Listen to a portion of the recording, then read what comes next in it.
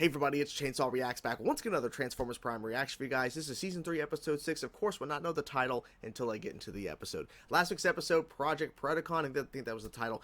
They introduced a new quest hunting storyline, because we've had these several times in the show, where something is discovered, or the Decepticons are going after something, and we have to hunt and find them, or we have to, locate these different things. And once again, we're doing it again, because apparently the Dragon Predacon that we were introduced to earlier this season that's now frozen, I think it was episode 4, they sent it through a portal and thing, it froze in Antarctica or wherever it was taken to. Apparently there's been other Predacons that were on Earth for a very long time awaiting the arrival of Megatron, and it didn't happen, and they all basically died out over time. And all of these Predacons basically helped fuel and basically ignite the folklore of different, places throughout the world in terms of dragons and all these creatures and stuff. It's these Predacons, like these things actually existed. And now we're hunting the remains of them, because one strand of what they're calling, I think it's CNA or something, Shockwave can then make new ones. He can birth new ones, because that's exactly what happened with this new Predacon that we're seeing, the dragon one. That was based off of some sort of CNA, not DNA, but CNA of I guess an old Predacon or something, and then he birthed and created a new one. So now he's to build an army for Megatron, of course, another army. So we're on this hunt again. So I'm excited to get into this episode. I'm assuming, I have no idea, because we set up to where we were going to see two different teams go off in different areas, and I completely forgot because I was so focused on the fact that Optimus, Smokescreen, and Bumblebee went to one location, that it was the Wreckers, and then led by Ultra Magnus was going to another direction, and he took the hammer, which doesn't have any power anymore, but he was going to use it for a physical purpose. So maybe we're going to be following that in this episode in terms of the other, what was happening over here while they were dealing with all this over here in terms of Shockwave, who was actually there, and Soundwave as well. So we'll see what happens. So anyways, guys, let's get into now. Let's check out this episode. Let's see what they show us. Let's go. Yep. Okay, yeah, I figured. It lives! It lives! The new intro. I'm digging it. I love that shot. Not even the lone beast we had was compact enough to stroll these corridors. So very sorry for your loss. Oh, it's back. We are under attack. No, it's just back. Autobots? Yep, it's back. It's so big in comparison, though. Assume command of my beast. Me? He has to train it or get it under control. The Decepticons should be excavating for Predacon bones directly beneath us. And he's gone. He is so frustrated. Ultra Magnus wants us to blah, blah, blah. Well, he doesn't care. Wrecker fact number 17. Guards never look up. Ooh, shit. Yep, go for it. He's not happy, but he took him out, so... Oh, there's now multiple, of course. Well, that's cool, that's cool. I'm liking the slow-mo. They're more... the slow-mo's more effective now. Ooh, hammer! Yeah, let's go! Let's go! Yeah, come on! Yeah, the slow-mo's way more effective now. That's why we wait for cover. But you still won. Oh no. Oh no. I said no already. Dude, you're gonna get eaten. Can I come with? Why not? Lead the Wreckers on this one. I assumed you meant all of them.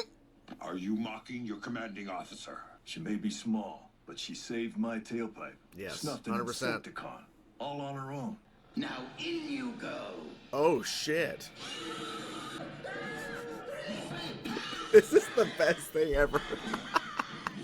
I shall assemble my Seeker Armada immediately and... I would prefer that you lead our newly returned asset on this mission. You did the smart thing, Bulk. Leaving the Wreckers when you did. Oh. While we were still bringing our A game. Jackie basically deserted once the Wreckers fell under Ultra Magnus's command. I transferred out before that. Yeah, you might want to start moving. And it's coming fast. Jesus. It's back. Bulk. Oh, yep, yep. Shit, shit, shit. Oh, oh, oh. Oh, it's pissed now. It's gonna get to you, though. That rock won't hold it forever. Miko, I have to get you out of here. Exactly. I'm gonna need you to climb. Reach my ship so you can contact Optimus Prime. Yes, sir. We make our stand. Shit. Okay, we're gonna do this. All right. Now. Given that the ship is currently unoccupied, You're not wearing the armor to protect yourself from it? for my beloved pet, Okay. All right. It's not doing anything. No. Ooh. There's got to be a weak spot on it somewhere. Careful, careful. The hammer is effective. Oh, shit. Oh. Damn, it was so close. Damn it. Oh, scrap. Oh. Oh. Miko Oh, is shit. Of course, it wasn't really affected at all.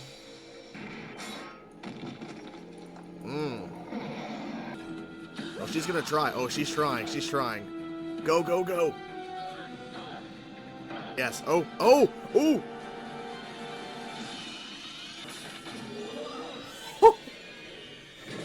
Dude.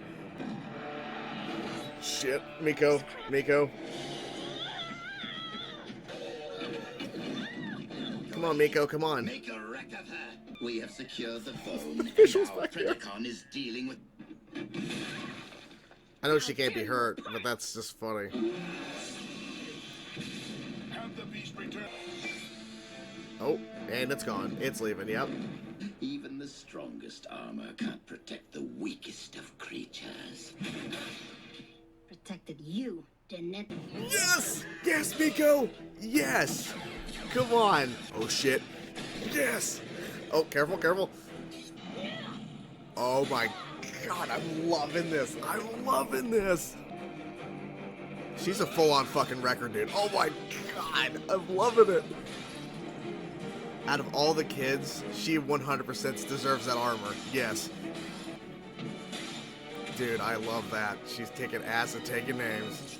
Hey, you brought your A game, kid. Like a true wrecker. And I want to remember us just like this. Before the rust sets in. Where's Wheeljack going? Solo. Oh, Again? shit. I don't know how I feel about that ending. Like, I love the fact that Miko got in the armor. We'll talk about that for sure, but let's talk about the actual ending, because at first I'm like, wait, what's happening here? Wheeljack just left. He's gone. Like, he's done. Now, obviously, I think he'll return before the end of the season and all that, but I think he's just done with Ultra Magnus. He's tired of dealing with him and with... And I should have guessed this was possibly going to happen. I just didn't think it actually would. But once Bulkhead says to Miko that, actually, you know, I transferred out of the Wreckers before, you know, it like disbanded or whatever, or when everything kind of fell apart. Because Ultra Magnus, of course, became the leader of the Wreckers, and Bulkhead was already gone. He joined Optimus and everything, and Wheeljack was still there, and he was just like done. So he deserted the Wreckers. He was done because of Ultra Magnus. And I think it's because Ultra Magnus and Wheeljack are just tonally and just personality-wise, in a sense, very different individuals. Wheeljack doesn't want to have rules, right? There's the Wrecker rules, but he doesn't want to follow the rules that Ultra Magnus is kind of setting, that kind of like drill sergeant kind of thing. And Wheeljack is not all about that. Bulkhead, he follows along because he's been under Optimus. Optimus is obviously not the same in terms of like tone, personality as Ultra Magnus, but Optimus is a leader, and he, you know, gives rules, and there's certain things you do and don't do, and there's certain protocols.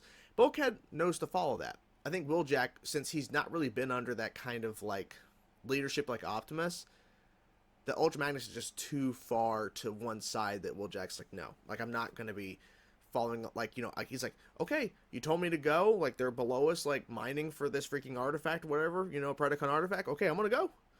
And then Ultra Magnus is like, well, Bulkhead, doesn't he know there's protocol? I haven't told him he could advance without proper cover. Wheeljack doesn't care. He's just going to go, right?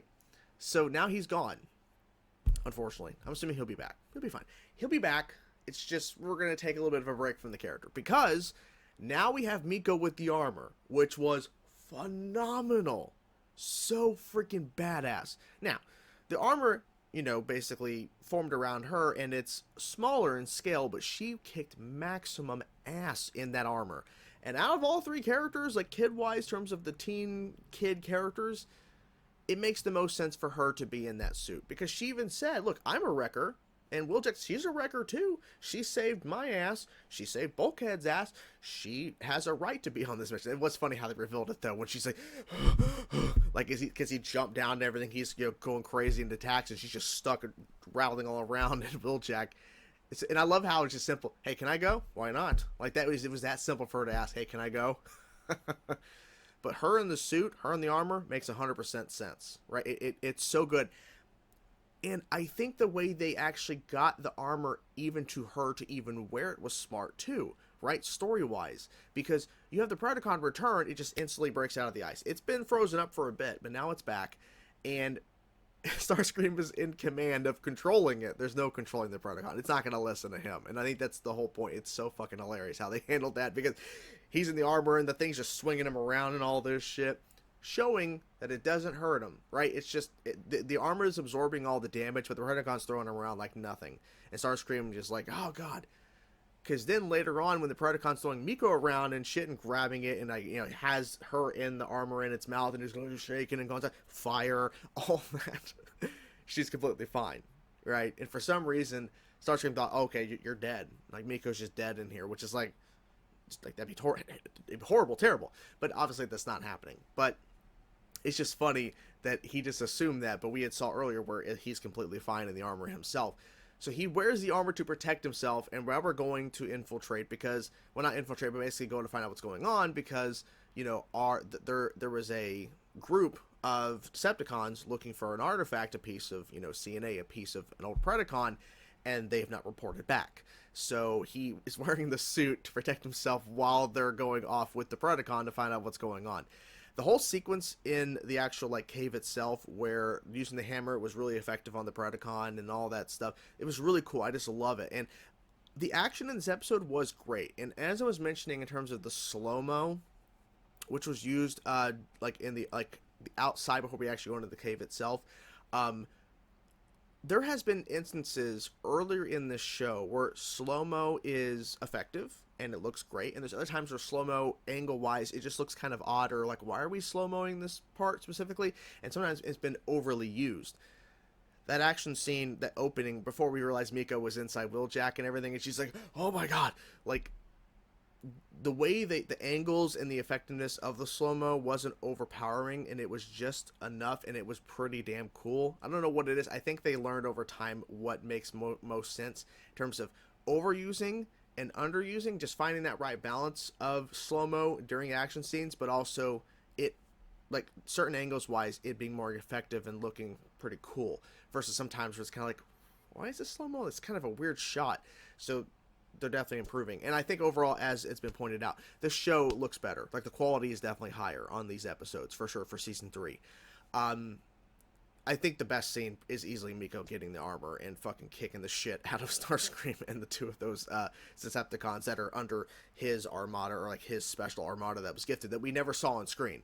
I wonder if it was actually like planned to be a part of the show, because apparently it happened in between season 2 and 3 or something like that, or at some point when he returned, that he was gifted this special, like, Decepticons that are a little bit different in color and everything, because they're not purple, they're like the silver kind of grayish thing. But apparently it was never shown on screen, which obviously it's true, because I never saw it. So clearly it was something that was probably planned, probably budget-wise it didn't happen, or maybe it was a scene that was cut, who knows.